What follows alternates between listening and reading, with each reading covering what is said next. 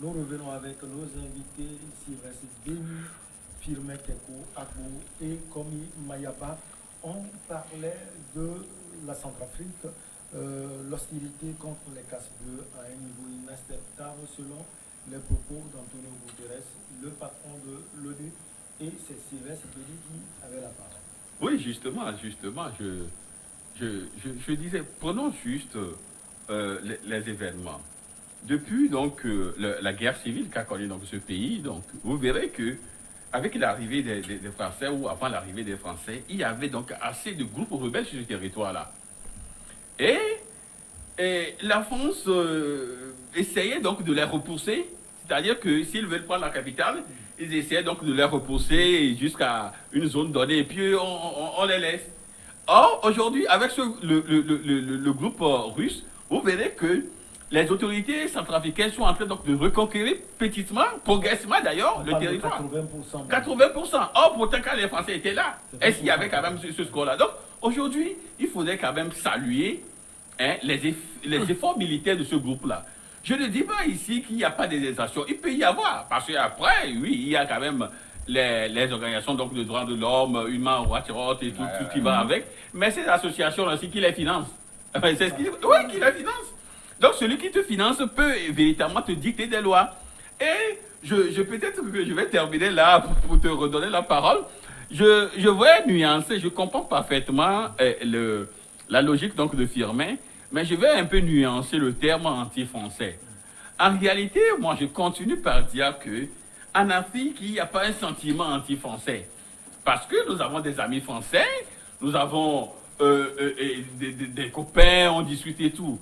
Mais ce qui est en Afrique, c'est que les Africains sont vent debout contre la politique africaine de la France. En réalité, c'est différent. C'est-à-dire que nous n'avons rien contre Macron pris individuellement comme un Français, mais les Africains sont contre les Français. Contre les Français. C'est la politique française. C'est la politique africaine de la France qui ne plaît pas donc aux jeunes conscients qui sont aujourd'hui africains, qui l'ont exprimé d'une manière ou d'une autre la dernière fois à Montpellier. À Montpellier, même si on peut peut-être revoir la formule parce que moi j'estime que quand on parle de sommet Afrique-France, normalement c'est en Afrique que cela doit se tenir. Mais ce n'est pas en France où on va vous convoyer, loger, nourrir, véhiculer et puis vous jouez au gladiateur devant celui qui vous domine, je sais pas, bon, ça non, sur ce point-là, si vous le permettez, même, moi je dis, Macron peut-être a compris que les Africains sont un peu complexés. Donc, ce qu'on disait chez nous, vous bonsoir, ça va bien, merci. Donc s'il fait venir les Africains qui sont contre lui, qui sont contre sa politique, si ces Africains-là le voient et échangent avec lui, peut-être ça va les rendre encore beaucoup plus fous de la France, de tout ce que la France fait. Et puis ça va faire baisser la colère que les Africains expriment vis-à-vis. La diaspora africaine, figurez-vous, nous sommes à un an de la présidentielle française. Nous sommes à un... Donc, Macron, c'est un stratège. Macron, c'est un stratège.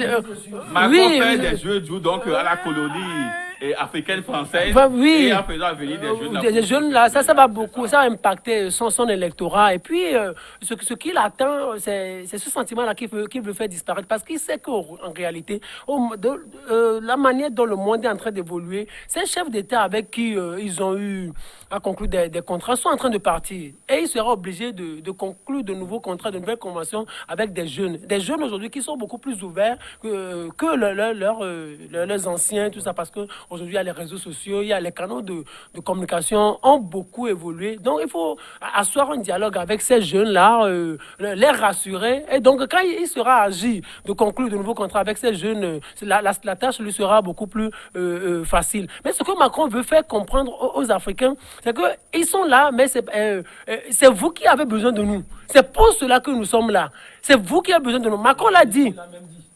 Oui, il a même dit. Macron dit, c'est vous qui avez besoin de nous. Il a dit à Issoufou Mamadou, dites à vos jeunes que c'est vous qui nous faites appel. C'est ça, en fait. Macron sait que nous sommes... C'est ça, peut-être, c'est même pas une injure, moi-même, je suis dedans. Peut-être nous sommes tellement complexés face à l'homme blanc. Vous le permettez. Et Macron a surfé sur ça. Et c'est pour cela qu'il a tenu à organiser ce sommet-là. Maintenant, ce qui m'intrigue, c'est-à-dire, vous êtes africain, vous êtes contre la politique africaine de la France. On vous invite. Vous êtes contre le fait que les chefs d'État se déplacent et aillent en Afrique au nom du sommet France-Afrique. Maintenant, pourquoi vous y allez? Sylvestre Beignet a dit quelque chose d'important. On dit Afrique-France. Vous savez, vous êtes un spécialiste de football. Souvent, quand on veut jouer les matchs, quand on dit Real Madrid, Milan, ça veut dire c'est le Real qui reçoit. Le match doit se jouer à Santiago Bernabéu, le stade du Real, et non à San Siro, le stade de Milan, c'est à San Siro, à San Siro, le stade de Milan, c'est. Mais regardez, on dit Afrique-France, le match se joue en France, alors que cela devrait se jouer en Afrique. Donc ça, il y a déjà un faux pas. Les Africains, les jeunes qui sont allés là. L'Afrique n'a pas d'excellent stade pour jouer le match. Non, nous avons d'excellents stades quand même. Normalement, les jeunes en réalité, ce que moi j'attendrais de ces jeunes, c'est qu'ils refusent, qu'ils disent, Monsieur le Président, s'il vous plaît, nous avons un grand stade sur lequel on peut vous recevoir, sur lequel on peut jouer, on peut bien jouer le match. Venez d'abord, c'est parce qu'ils veulent aussi aller en France. Regardez, quand vous voyez dans la délégation de ceux-là qui sont allés rencontrer le président Emmanuel Macron, vous verrez notre frère, bien-aimé, compatriote, Kako Nubukwa. Oui, Kako Nubukwa aujourd'hui, qui aujourd'hui s'insurge aujourd'hui contre la politique monétaire française en Afrique, c'est-à-dire le franc CFA. On lui a posé un certain nombre de questions sur une chaîne internationale. On a vu comment il a répondu. Qu'est-ce qu'ils sont allés dire à Macron et quels ont été les résultats obtenus lors de ce dialogue-là? Rien. Pratiquement. Je pense que c'est la France qui a encore gagné. C'est encore un but marqué sur ce stade de Montpellier. On revient en Centrafrique. Le chef de l'ONU relève, comme il m'a par ailleurs, que depuis juin, les affrontements entre bandes armées et les forces de défense centrafricaines, assistées de personnel déployé dans un cadre bilatéral, ont tué 176 civils, soit une hausse d'environ 46% par rapport aux 4 mois précédents. Oui, non, oui, c'est justement pourquoi il dit il y a un sérieux, un véritable problème qui se pose. Actuellement, nous avons pris le débat, nous l'avons mis, on l'a lié avec la France et tout ce qui est en train de se passer. Oui. Dans tous les cas, dans la déclaration de Guterres, il n'a nulle part cité la France. Ouais. Soyons logiques dans ce que bon, maintenant, nous faisons, voilà, justement. Donc, c'est pourquoi il faut redéfinir les bases de la politique entre la France et l'Afrique. C'est ça qui amène tout le débat dont nous sommes en train de parler ici. Aujourd'hui, les faits sont là. Véritablement, je l'ai dit tantôt, il y a eu exaction. Les gens ont constaté ou ont vu qu'on a tué des gens. 176 morts, c'est beaucoup. Donc si aujourd'hui, on constate comme ça, on fait des investigations, on prend un rapport, on donne au numéro 1 de cette organisation qui doit peut-être interpeller les gens par rapport à ce qui se fait dans un pays. Je ne pense pas que ça doit tout à l'heure ne pas être accepté ou accepté sous une autre forme comme quoi il y a une main derrière. C'est vrai, même s'il y a une main derrière, il y a un fait qui est là. Ce fait, c'est qu'il y a eu des exactions. Maintenant, est-ce que, comment l'appelle-t-on, l'ONU, au gouvernement centrafricain aussi de faire sortir un rapport. Effectivement. Donc aujourd'hui, est-ce que le patron de l'ONU a, bon, je ne sais pas, a cité quelque part la France qui aurait en train d'être tournée dans ça. Ça, je viens. Bon, maintenant, ce que je constate, vous avez vu, on a dit quelque part même que les patrouilles des casques bleus, on ne permet pas. C'est-à-dire qu'il y a eu beaucoup de situations qui se présentent. Même les grandes institutions de l'ONU en Centrafrique ont été spoliées. Et donc, tout ça là, on ne peut pas rester silencieux sur des faits de ce genre. Donc, c'est pourquoi je dis, quel que soit, on dit ONU, c'est une organisation des Nations Unies. Et donc, a quand même, dans tous les cas, un droit de regard sur ce qui se passe dans un pays, surtout que les casques bleus appartiennent à cette grande organisation où ils mettent beaucoup de moyens. Donc, je crois que, à mon avis, c'est vrai qu'il y a des intrusions étrangères et tout, mais aussi, il y a un fait qu'il faut regarder pour dire que, dans tous les cas, il faut quand même interpeller les gens par rapport à ce qui se fait pour quand même arrêter ce qui est en train de se faire. Sylvestre Denis, vous voulez ajouter quelque chose en sort de ce sujet? Non, moi je comprends parfaitement l'inquiétude, sinon la préoccupation donc de Mayaba sur le sujet. Mais je crois qu'on aurait peut-être plus de chiffres avant donc l'avènement donc du groupe russe, qu'on aurait mieux analysé donc les éléments. Je ne crois pas que depuis que les casques bleus, vous savez, les casques bleus aussi peuvent commettre également des voies de fait. Oui, n'oubliez pas ce qui est en train de être reproché. Une armée étrangère sur un territoire, il y a toujours donc des dégâts collatéraux. Ça, il faut l'admettre. Peut-être qu'ici, entre vous et moi, pour l'instant, nous n'avons pas ce chiffre-là. Et demain, peut-être que c'est une autre organisation qui sera aussi pro-russe qui va sortir les autres chiffres et on appréciera véritablement. N'oubliez pas que, qu'on est en train de reprocher un certain nombre de choses aux fonctionnaires de l'OMS au Congo. Kinshasa, il y a les femmes qui les accusent de les avoir. Voilà, donc il y a un certain nombre de choses aussi. Donc, ce ne sont pas des dessins non plus, ce ne sont pas des anges. Les cas ne sont pas des anges descendus du ciel. Au-dessus de la mêlée. Oui, c'est ce qu'il y a d'un peu. Mais moi, je pense que c'est la France qui manipule tout. Quoi. Allez, on quitte les bandits pour au Tripoli, le Parlement libyen a adopté lundi une loi octroyant une aide d'environ 10 000 $ à chaque famille libyenne 2 mois après que le gouvernement rival à Tripoli a décidé d'octroyer une subside aux jeunes couples alors que se profilent les élections en fin d'année. Les élections qui ont du mal. Déjà, quand on voit la tendance, ça va être difficile comme Imayaba d'organiser les élections législatives prévues pour le 24 décembre 2021. On va parler de ces élections avant de parler de l'aide d'environ 10 000 $ aux familles. Oui, non, c'est difficile. Quand vous voyez déjà ce qui est avancé comme argument par rapport au 24, non 24 décembre. 24 décembre, c'est un peu compliqué, c'est difficile parce que vous savez, la Libye n'a pas encore retrouvé tous ses sens par rapport à la sécurisation, par rapport à tout ce qui est comme désordre, à tout ce qui est comme...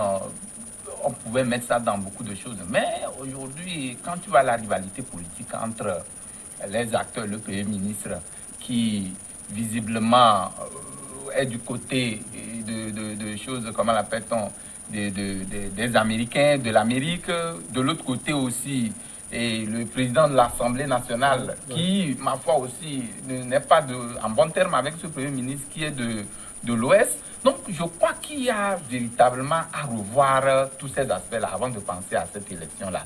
Parce que, c'est vrai, la Libye est en train de se retrouver un peu depuis la chute de Kadhafi en 2011 jusqu'à ce niveau. Il y a eu une minorité qui est en train de profiter de cette immense richesse en Libye et qu'il faille véritablement asseoir une politique saine pour que c'est vrai que Kadhafi a été qualifié de tous les mots, bon dictateur libyen, tyran, tout ce que vous connaissez. Mais au temps de Kadhafi, la Libye quand même ne se plaignait pas. On a dit, bon, enfin, dans cette introduction, les confrères ont parlé pour dire que ce qui est à la chute de Kadhafi aujourd'hui, les gens ont senti qu'il fallait un moment en découdre avec lui pour profiter des richesses de la Libye. Et donc c'est ce qui fut fait. Aujourd'hui, il y a cette guerre-là qui arrive, qui est établie véritablement ou visiblement entre les ténors, ceux qui sont au pouvoir, qui se partagent les biens. Et donc c'est la guerre des chiffres. Et les puissances profitent de cette instabilité politique pour avoir la même mise sur les richesses de la Libye. Donc moi je trouve que le 24 décembre serait un peu difficile pour la Libye de pouvoir organiser des élections s'il ne revoit pas tous les aspects liés au climat, à la sécurité justement, et tout ce qui entoure les élections dans ce pays-là. Parce qu'il ne voudrait pas revivre encore un autre feuilleton après Kadhafi. Donc on veut, moi je préfère ou je souhaite même qu'il y ait une table ronde au niveau des acteurs politiques. Mais c'est un peu difficile parce que la Libye, ce n'est pas ce que nous sommes en train de voir ailleurs. Donc déchiré de l'autre côté par les grandes puissances, c'est les puissances qui sont autour en train de tirer les aiguillons pour pouvoir tirer le drap de leur côté. Donc c'est un peu difficile, sauf que si ces puissances entre-temps ont trouvé qu'il faut trouver d'autres formes de négociation pour sortir de la Libye de son statut, je crois que ça peut être faisable. Cette aide de 10 000 $, Sylvestre Denis, a des allures politiques qu'on connaît, les rivalités, comme Imayaba l'a dit tout à l'heure, entre Aguiya Saleh, qui est le chef du Parlement, et d'autres factions également. Dans un pays qui compte au moins 7 millions d'armes, vous pensez que la Libye, telle qu'elle est déchirée, cette aide ira à toutes les familles? Non, si vous permettez, avant donc de revenir à l'aide, je voulais en fait dire quelques mots sur cette élection-là. D'abord, moi, je ne sais pas de quelle élection on parle en Libye. Élection à Tripoli, c'est-à-dire la Libye de Tripoli ou bien la Libye de Tobrouk. Parce qu'aujourd'hui, il y a deux Libyes, il faut le dire. Il y a la Libye donc, de Tripoli avec le gouvernement d'union, et puis la Libye donc, du général Haftar qui a pris l'Est, et puis qui a la Chambre des représentants là. Donc aujourd'hui, c'est les deux Libyes qui font des yeux doux donc, au bas peuple, et ici, le gouvernement donc, le gouvernement d'union qui dit que oui, ils vont offrir donc $10,000, c'est ça, non? Oui, $10,000 donc aux jeunes, et, bon, à chaque famille. Et de l'autre côté, on dit non, que bon, ils vont donner, je crois, 6 900 donc, euros donc, à 25 coupes. Eux, ils l'ont précisé. Hein, à 25 000. À 25 000 couples. Donc, non, mais vous savez, tout cela manque. Donc, c'est une tristesse. Au temps donc, de Kadhafi, il y avait donc, ces gens donc, de facilité et ce n'était pas un luxe. Aujourd'hui, c'est présenté comme un luxe. Vous voyez, c'est présenté comme un luxe. On va offrir quelque chose donc, et à la famille. C'est présenté comme un luxe aujourd'hui. Or, au temps de Kadhafi, c'était des facilités. Tu n'as même pas besoin donc, de faire des démarches pour avoir. Donc, tout était. Donc, à l'époque, c'est-à-dire que les Libyens voulaient juste un espace de liberté. Et tout de suite, donc, du moins, c'est ceux qui veulent diviser pour mieux régner. Se sont jetés donc à l'eau et ont divisé ce pays-là. Comment se fait-il que la communauté internationale reconnaît donc les deux gouvernements donc en Libye, c'est-à-dire le gouvernement d'union et les hommes du général Haftar? Et c'est dans ce même pays-là qu'on veut organiser des élections pour Tripoli ou bien pour Haftar. Donc aujourd'hui, il y a tellement donc d'éléments qui ma foi, me font mal au cœur parce que à l'époque, il n'y avait même pas, en Afrique, il n'y avait qu'un seul chef d'État à l'époque. C'est le chef d'État centrafricain à l'époque qui avait dénoncé l'invasion donc de la Libye par les puissances de la France et les États-Unis. Oui, Jacob Zuma, il était le seul à se prononcer ouvertement contre donc l'intervention. Et vous avez écouté ce que Macron a dit la dernière fois, qu'il a dit à tant que président que c'était une erreur ce qu'ils ont fait donc à Libye.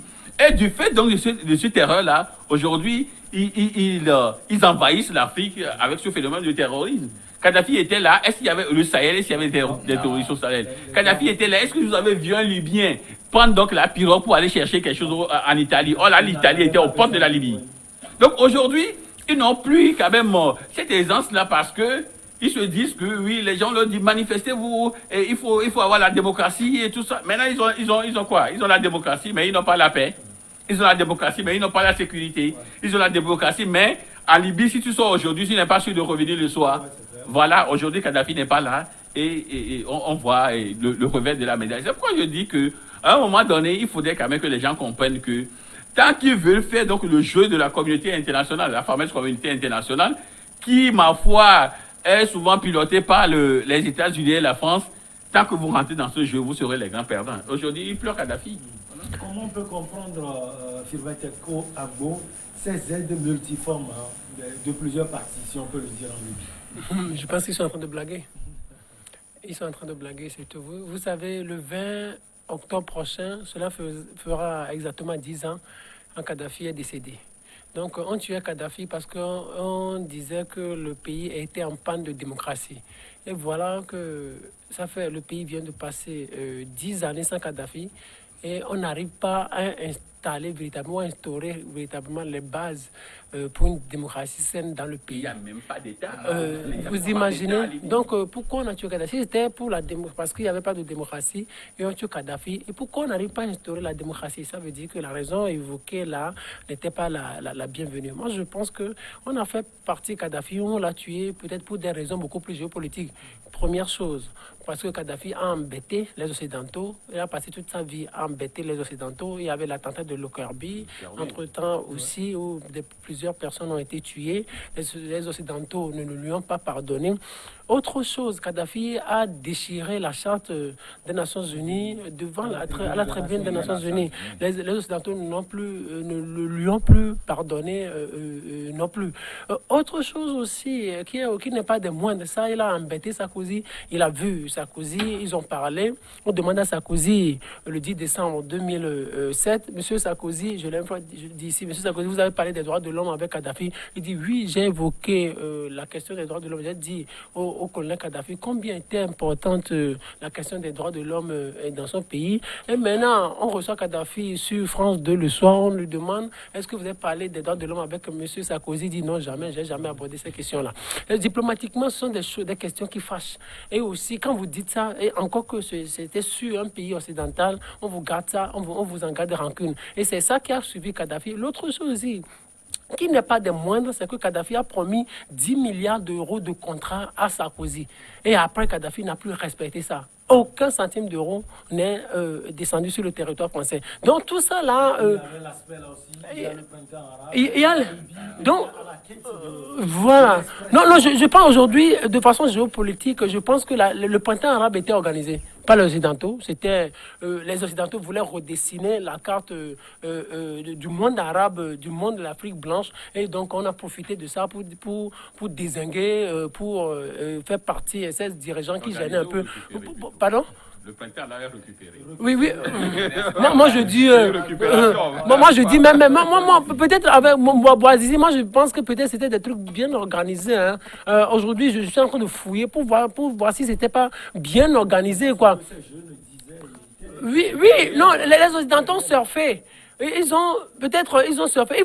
Ils cherchaient un moyen pour faire partie ces dirigeants, moi je me dis peut-être ils l'ont préparé, d'aucuns disent qu'ils ont récupéré ça, mais où est-ce qu'on en est aujourd'hui? Les résultats qu'ils ont obtenus sont en leur faveur. La deuxième raison géopolitique, quand les gens disent que on a fait partie Kadhafi parce qu'on veut exploiter ses richesses, à la veille de la mort de Kadhafi, Kadhafi avait livré les grands puits de pétrole aux Occidentaux. Moi, je me rappelle qu'en 2007 ou en 2006, Kadhafi avait reçu la secrétaire d'État américaine Condoleezza Rice en Libye et lui a dit, mais on vous a réservé les meilleurs puits de pétrole. Donc les meilleurs puits de pétrole étaient réservés aux Occidentaux. Moi, je pense que c'est parce que Kadhafi il avait peut-être une vision peut-être trop panafricaniste qui n'aidait pas les Africains, qui n'aidait pas les Occidentaux. Et on se disait, mais si on laisse cet homme en vie, il nous serait difficile. Regardez Kadhafi et Gbagbo. Kadhafi a été pris comme ça. On pouvait le laisser en vie, mais on l'a laissé tuer. Vous imaginez. Oh, Gbagbo aussi, on l'a pris dans presque les mêmes conditions. On pouvait tuer Gbagbo. Mais on a dit, ne tuez pas Gbagbo parce que Gbagbo n'était pas trop gênant. Même s'il restait en vie, il n'était pas trop gênant. Et aujourd'hui, il est resté en vie, il ne gêne personne. Alors, Kadhafi, regarde, il ne gêne personne. Il vous gêne? Non, il vous gêne personne. C'est pas Ouattara qui va se déranger. Il ne gêne personne. Donc, Kadhafi restait en vie alors que c'est un arabe. Il pourrait faire frapper encore fort. C'est pour cela peut-être on a décidé de le tuer. Moi, je me rappelle encore, le jour où il est mort, on a interviewé Nicolas Sarkozy. Mais comment vous trouvez la mort de Kadhafi? Dit, on ne peut jamais se réjouir de la mort d'un homme. Alors qu'il en était content. On va parler un peu plus de l'aide. Oui, l'aide aux familles. Ça va aider ces familles. Oui, bon, c'est vrai que, comme le disons, quelle que soit la nature de l'aide, c'est l'aide en fait. Donc aujourd'hui, 10 000 dollars pour chaque famille. Sylvestre le disait, au temps de Kadhafi, ce n'était pas un luxe ou un truc qu'on devait faire une publicité autour. C'était de droit, ça venait aux familles sans même demander combien. Donc personne ne sentait parler de cet entament.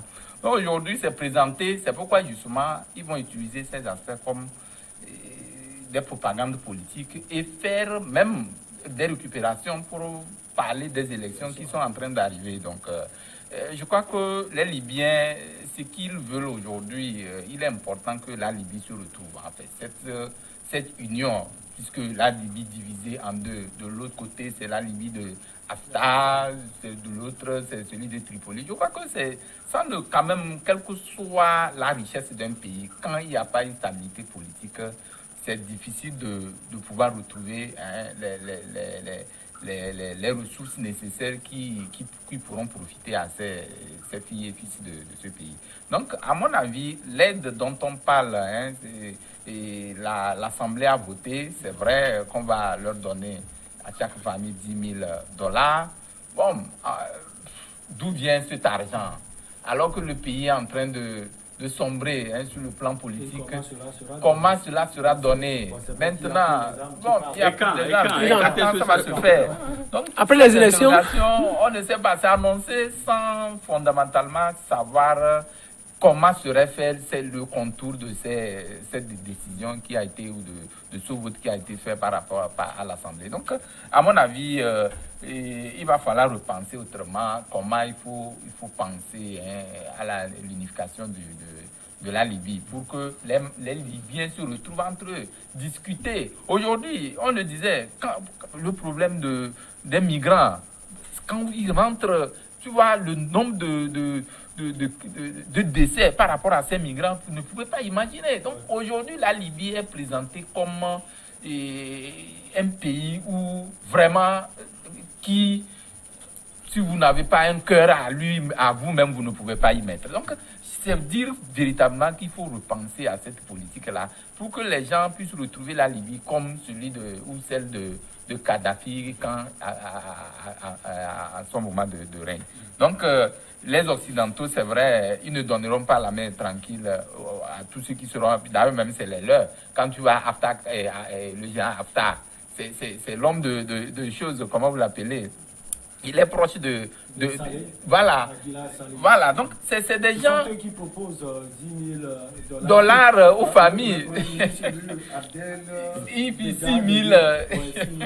Donc tu vois que c'est la guerre de chiffres. Et ça là, c'est beaucoup plus basé sur les élections. C'est beaucoup plus orienté vers des élections. Et je crois que ça ne profite pas véritablement aux Libyens. On ne crée pas peut-être les conditions pour les élections législatives du 24 décembre. Non, il n'y aura pas d'élection. Élection dans un pays, c'est pas bicéphale. Moi, vous savez, je vais peut-être choquer, mais je vais quand même le dire. Vous savez, à l'époque où le général Haftar avait fini donc de neutraliser les cellules djihadistes, il faisait route vers Tripoli. On aurait peut-être laissé ce monsieur-là balayer la Libye, vient, donc on aura un pays unifié. Oui. Et maintenant, on pose donc les questions donc, de démocratie. Peut-être que le général Haftar il va organiser sa campagne et tout ça. Il sera peut-être président, mais président pour peut-être une période de mandat, il va partir, quelqu'un d'autre viendra. Au moins, on aura un pays unifié. Voyez-vous, le monsieur faisait la route vers la Tripoli, il a été bloqué par les puissances étrangères. Et là, le pays est divisé. Ouais. Il a pris, regardez toute la partie la dimension du pays qu'il a gardée. Aujourd'hui, Tripoli c'est donc, on aurait peut-être laissé ce monsieur ou encadrer. Parce qu'il venait même d'aider donc, les puissances internationales en neutralisant les cellules djihadistes qui étaient au nord. Vous savez que l'État islamique avait quand même pris l'Est et tout ça, et plusieurs parties donc, du pays. Il a fait route, il a neutralisé toutes ces cellules djihadistes-là, il les a mis en déroute, et maintenant ils sont dans le Sahel et tout. Et un peu. Donc le monsieur faisait la route vers Tripoli quand il a été bloqué. Il aurait peut-être pu balayer tout le territoire, on aurait un pays unifié. Maintenant, on pose la question donc, de démocratie maintenant. Bon, oui, maintenant, tu es devenu l'homme fort donc, de la Libye. Maintenant, on pose élection et tout ça. Il va accepter, parce qu'il ne peut pas devenir aussi dictateur éternellement. Il va accepter les principes. Et après, il fait peut-être 1 ou 2 mandats, il part, quelqu'un d'autre vient. On aura donc une Libye unifiée, même malheureusement. Pourquoi même Non, quelque chose. Moi, je vais poser une question peut-être qui va nous faire réfléchir. Moi, je voudrais savoir la différence entre la démocratie et les droits de l'homme. La démocratie et les droits de l'homme, parce que vous savez, Kadhafi, quand il était vivant, c'est pour nous aider à réfléchir peut-être, quand il était vivant, sous lui, il y avait le droit à la vie. Sous lui, il y avait le droit à l'alimentation. Sous lui, il y avait le droit à l'énergie, le droit à l'éducation. Donc, sous lui, il y avait un certain nombre de droits. Et sous lui, il n'y avait pas d'élection, sous lui, il n'y avait pas la liberté d'expression.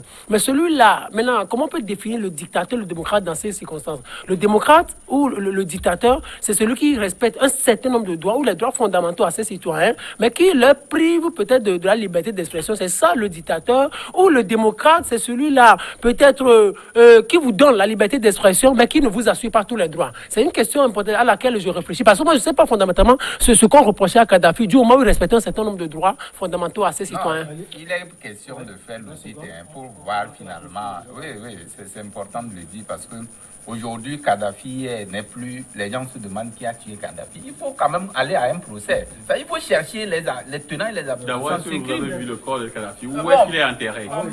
Toutes ces questions restent. C'est après les élections.